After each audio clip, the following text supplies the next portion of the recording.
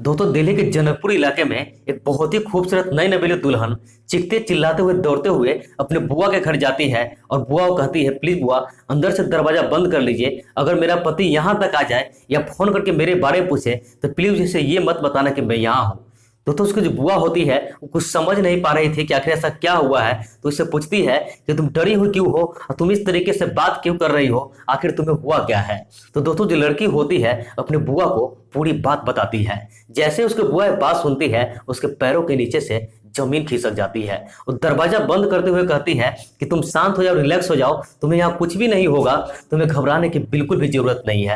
लेकिन दोस्तों लड़की थी, उसका बदन पूरा डर से कांप रहा था और उसके आंख से आंसू था और रुकने का नाम नहीं ले रहा था। आखिर ऐसा क्या हुआ था, आइए जानते हैं पूरी कहानी इस वीडियो में। लेकिन वीडियो में आगे बढ़े इससे पहले आपसे एक छोटी सी गुजारिश है, प्लीज वीडियो को लाइक कर दीजिए, साथ ही साथ चैनल को भी सब्सक्राइब कर लीजिए ताकि मेरा हौसला बढ़ता रहे। तो दोस्तों जो लड़की होती है उसका नाम सलोनी होता है और जो उसका पति होते हैं उसका नाम राजीव होता है।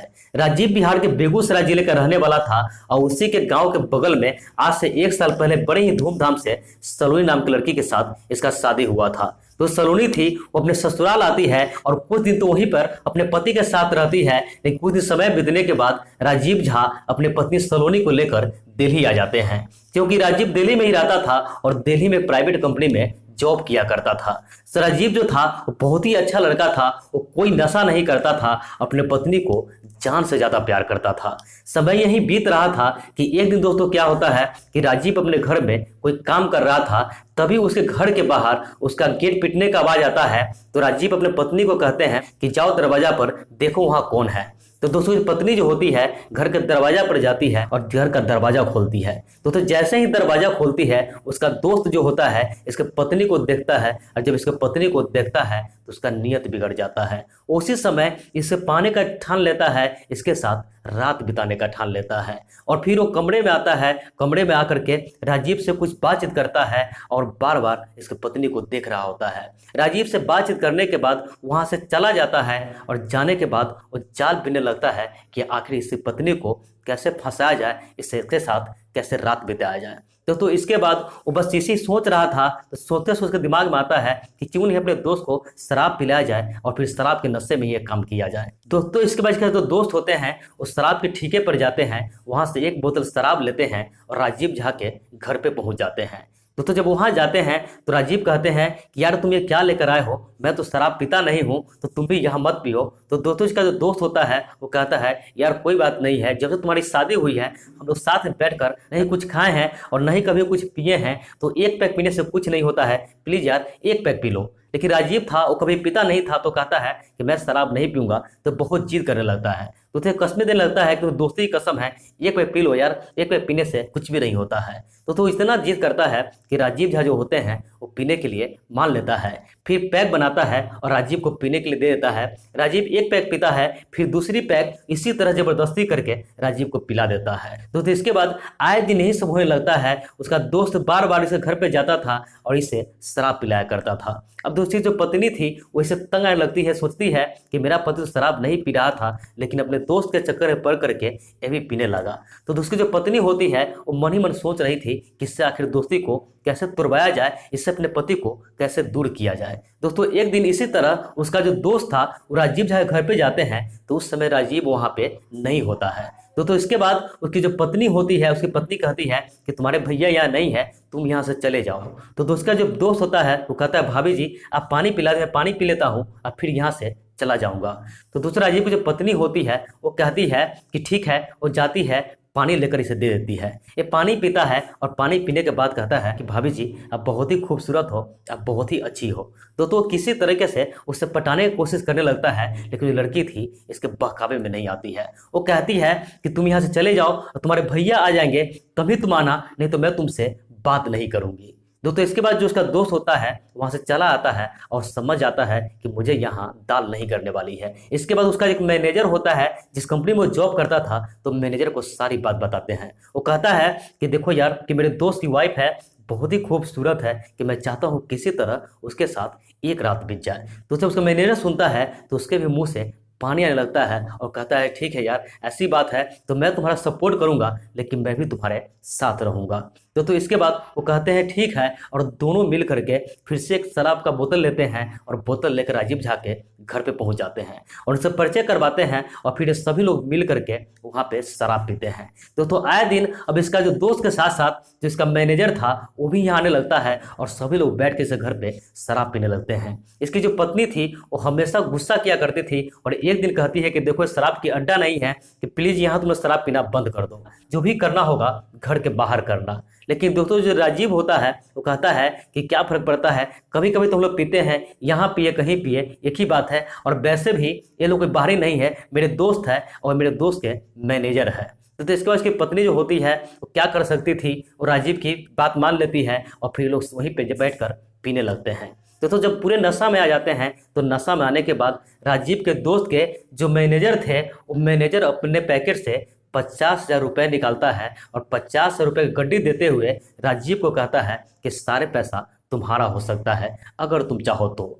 राजीव कहता है कि मैं कुछ समझा नहीं कि पैसा मेरा कैसे हो सकता है। तो इसके बाद जो मैनेजर होता है वो कहता है कि देखो मैं घुमा फिरा बात करना नहीं चाहता, मैं साफ साफ बात बताना चाहता हूँ कि तुम्हारी बीवी मुझे बहुत अच्छी लगती है, अगर एक रात के लिए तुम उसका सौदा मेरे साथ कर दो तो सारा पैसा तुम्हारा हो सकता है। दोस्तों जब राजीव ये बात सुनता है तो उसके पैरों के नीचे से जमीन खिसक जाता है, ये गुस्सा हो जाता है और गुस्से मैनेजर को अपने दोस्तों को भला बुरा सुना देता है। दोस्तों इसके बाद कहता तुम यहाँ से जाओ और दोबारा मेरे घर पे मत आना। तो दोनों जो होता है, इसका दोस्त होता है और उसका जो मैनेजर होते हैं वहाँ से निकल कर अपने घर चले जाते हैं और फिर लोग सोचते हैं कि आखिर ऐसा क्या किया जाए, फिर वो लोग प्लान करने में लग जाते हैं और अगले दिन फिर इसे फ़ोन करते राजीव को और कहते हैं यार माफ़ कर दो, मैं दारू के नशा में था, मुझे समझ में नहीं आया मैं क्या बोल रहा हूँ, मेरे से बहुत बड़ी गलती हो गई, मैं दोबारा ऐसा बात नहीं बोलूँगा। तो राजीव कहता है ठीक है। इसके बाद फिर राजीव कहता है कि अगर तुमने माफ़ कर दिया तो अभी तुम मिलेगा और मेरे साथ बस एक पैक पिएगा। राजीव कहता है ठीक है। तो फिर कोई जगह बनाता है और उस जगह फिर से राजीव पहुंच जाता है, वहाँ फिर से बोतल ले जाती है और बोतल लेकर ये लोग बहुत ज़्यादा शराब पीते हैं और उस दिन 50,000 नहीं, जो मैनेजर होता है 1 लाख देते हुए कहता है कि यार बस एक रात की तो बात है, बस एक रात में तुम्हारी बीवी मुझे मिल जाए, तुम्हारा 1 लाख रुपया हो जाएगा। अब दोस्तों जब पैसा देखता है तो राजीव जो होता है उसका भी नीयत डोल जाता है, वो कहता है ठीक है कि तुम कहते हो तो मुझे कोई ऐतराज नहीं है। इसके बाद वो राजीव जो होता है अपने घर चला जाता है और थोड़े ही देर बाद इसका जो दोस्त होता है, इसका दोस्त और वो मैनेजर इसके घर पे पहुंचता है। जब से घर पे पहुंचता है तो इसका जो दोस्त होता है और राजीव होता है एक कमरे में चला जाता है और दूसरे कमरे में इसका जो मैनेजर होता है वो अकेले जाकर बैठ जाता है और थोड़े ही देर बाद कहता है राजीव मुझे प्यास लगी है, मुझे पानी पिलाओ। तो राजीव अपने पत्नी को कहता है कि जाके सर कर पानी देकर आओ। तो जो पत्नी होती है एक गिलास पानी लेती है और पानी लेकर मैनेजर के कमरे में पहुंच जाती है। मैनेजर को पानी देती है तो पानी नहीं लेकर के उसका हाथ पकड़ लेता है और उसके साथ बदतमीजी करने लगता है। तो उस लड़की हाथ को झटकते हुए राजीव के कमरे में आती है और कहती है कि बहुत बदतमीज आदमी है, मेरे साथ बदतमीजी कर रहा है। अब दोस्तों जो राजीव होता है वो कहता है क्या बात है, एक दिन की ही तो बात है, जो करना है करने दो, और वैसे भी वो कोई गैर लोग नहीं है, वो मेरे अपने ही लोग हैं। तो जब ये बात वो महिला सुनती है तो उसके पैरों के नीचे से जमीन खिसक जाता है, वो चीखने लगती है, चिल्लाने लगती है और चिल्लाते हुए अपने कमरे से बाहर निकलकर अपने घर का दरवाजा खोलकर दौड़कर वहां से भागने लगती है। दोस्तों भागते भागते उसके पास में ही उसकी एक बुआ रहती है, अपने बुआ घर पे चली जाती है और बुआ कहती है प्लीज बुआ अंदर से दरवाजा बंद कर लीजिए, अगर मेरा पति यहाँ तक आ जाए या मेरे बारे में पूछे कि मैं कहाँ हूँ तो उसे ये मत बताना कि मैं यहाँ हूँ। तो उसके बुआ जो होती है वो समझ नहीं पा रही थी, तो उसे कहती है कि तुम्हें हुआ क्या है, आखिर तुम इतना डरी हुई क्यों हो। तो दोस्तों लड़की होती है अपने बुआ को सारी बात बताती है। इसके बाद उसके बुआ होती है उसे शांत करवाती है, अंदर से दरवाजा बंद कर लेती है और कहती है कि तुम शांत हो जाओ, तुम यहाँ कुछ भी नहीं होगा।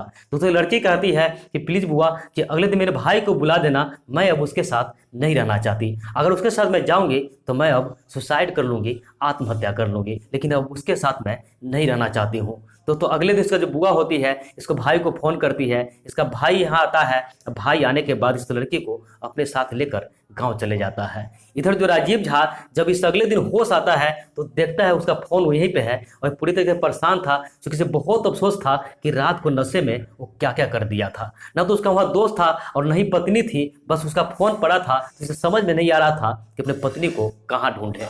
तो दोस्तों शक होता है कि कहीं बुआ घर पे गई होगी, तो बुआ को फोन करता है, लेकिन बुआ कहती है वो यहाँ नहीं आई है। तो इसके बाद वो राजीव जो होता है वो बहुत ही ज़्यादा पछता रहा था, उसे समझ में नहीं आ रहा था कि शराब पी करके मैंने आज कितनी बड़ी गलती कर दी। राजीव जहाँ तहाँ ढूंढने की कोशिश करता है, लेकिन उसकी पत्नी उसे कहीं नहीं मिलता है। और फिर 2-4 दिन बीतने के बाद उसकी पत्नी से फोन करती है और फोन करके कहती है कि प्लीज़ तुम मुझे ढूंढने की कोशिश मत करना, क्योंकि मुझे अब तुम्हारे साथ नहीं रहना है और न ही मुझे तुमसे कोई मतलब रखना है। राजीव उससे माफ़ी मांगता है, कहता है मेरे से गलती हो गई, मैंने जो भी किया नशे में किया, लेकिन जो लड़की थी वो फिर भी माफ़ करने के लिए तैयार नहीं थी। इसके बाद दोस्तों राजीव जो होता है वहीं पर रहने लगता है और उसकी जो पत्नी थी वहीं अपने मायके में रहने लगती है। समय यही बीत रहा होता है कि राजीव जो होता है उसके बाद और भी बहुत ज़्यादा शराब पीने लगता है। वो इतना शराब पीता है, इतना शराब पीता है कि धीरे धीरे उसका तबीयत खराब होने लगता है। वो बस यही अफसोस कर रहा था कि मैंने कितनी बड़ी गलती कर दी। उसे बार बार मन होता है कि अपने ससुराल जाऊँ, लेकिन उसे हिम्मत नहीं कर रहा था कि आखिर ससुराल हो क्या मुंह लेकर जाए, वहाँ जाकर वो क्या बोलेगा।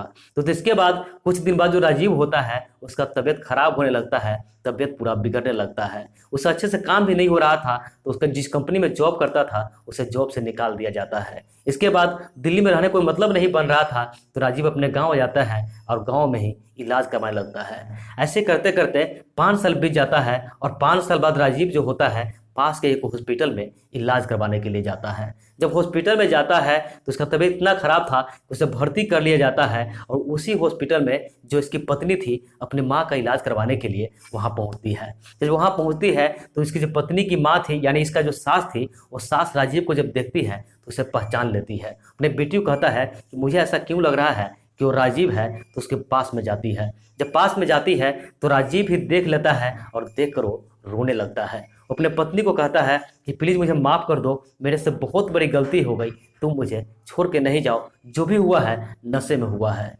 तो राजीव की जो सास होती है वो कहती है कि बेटा तुम यहाँ भर्ती कैसे हो, तुम्हें हुआ क्या है। तो अपनी सारी बात बताती है कि जब ये चली गई तो मैं बहुत ज़्यादा शराब पीने लगा, क्योंकि मुझे रोकने वाला कोई नहीं था, तो मेरा लीवर ख़राब हो गया है, इसलिए मैं उसी का इलाज करवा रहा हूँ। दोस्तों इसके बाद उसकी सास होती है वो भी रोने लगती है, अपने बेटी को कहती है कि प्लीज़ बेटी क्या करोगी, गलती इंसान से हो जाता है, इसे तुम माफ़ कर दो। लेकिन जो लड़की थी वो नहीं मान रही थी, लेकिन इसकी माँ जो होती है बहुत समझाती है तो लड़की भी मान जाती है और इसे माफ़ कर देती है। दोस्तों इसके बाद लड़की अपने घर चली जाती है। इसका तबीयत थोड़ा ठीक होता है तो जाकर अपने पत्नी को विदा कराकर अपने घर लेकर आ जाता है और इसके बाद अच्छे से रहने लगता है और शराब उराब पीना छोड़ देता है। तो दोस्तों लोग कभी कभी दोस्ती में पड़ के और शराब के नशे में ऐसी ऐसी गलती कर जाते हैं कि बाद में उसे पछताने के सिवा कुछ भी नहीं मिलता है।